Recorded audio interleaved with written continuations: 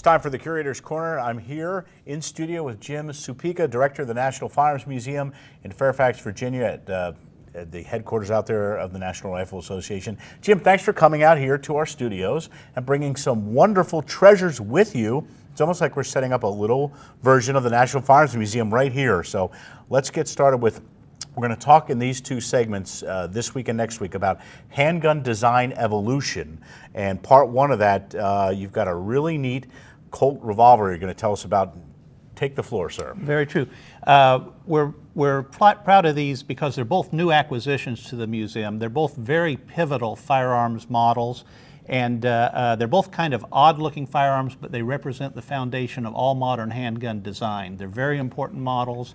One of them was not particularly successful initially, but eventually took off and laid the foundation for the great Colt Firearms company. The other one is a tiny little odd-looking revolver that formed the foundation of the Smith & Wesson company. So they're very important models for two of the great American firearms companies. The first one we're going to talk about is the Colt Paterson revolver. And this little revolver looks very odd by modern standards. You wonder where the trigger is. There's a folding trigger that pops down when the firearm is actually cocked. It pops out of the bottom of the frame, and it doesn't look very effective, and it's really not. It's a small caliber revolver. But the foundation of the Colt Firearms company was really based on the first successful repeating firearms design.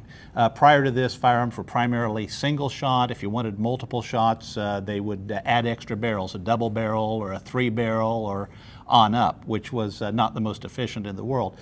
Sam Colt's contribution was the perfection of the firearm with a revolving cylinder with multiple chambers, to where second, third, fourth, and fifth shots were available just by cocking the hammer and pulling the trigger, which was a tremendous advancement in an era when a repeat shot depended on pouring powder and a ball down and ramming it home and then priming before you could fire a second shot. So the first thing that catches my eye visually is the lack of trigger, but the real important innovation in this model is the revolving cylinder. That's it, exactly.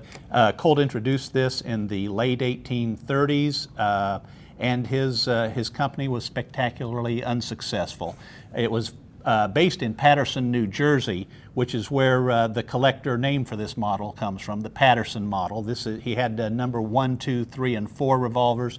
This is number 2 size. It was considered a belt revolver, even though it looks a little diminutive to us. And altogether, in all 4 frame sizes, he probably only manufactured around 2,500 of these before that particular company went under.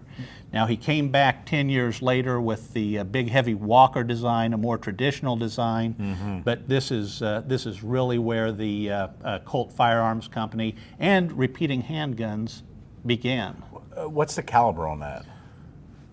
I don't know. Yeah. I was going to say, no, I think it's 34. Well, you say it's diminutive, but it's a small in size. But looking at the barrel and looking at there's an extra a cylinder there, it's a pretty good. It's not diminutive as far as a cartridge. Yeah, it's a 32 or 34 caliber, I believe.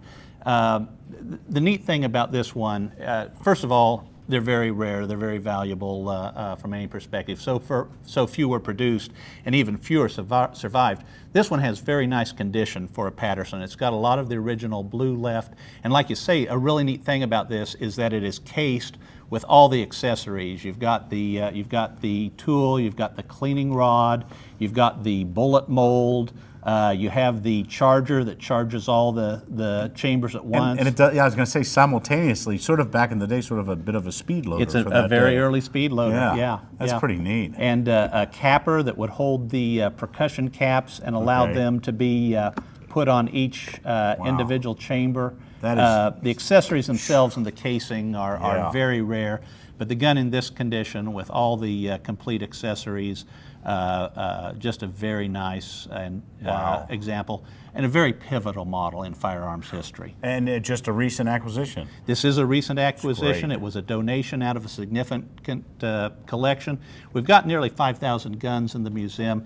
Nearly all of them were donated. So this was an especially generous donation.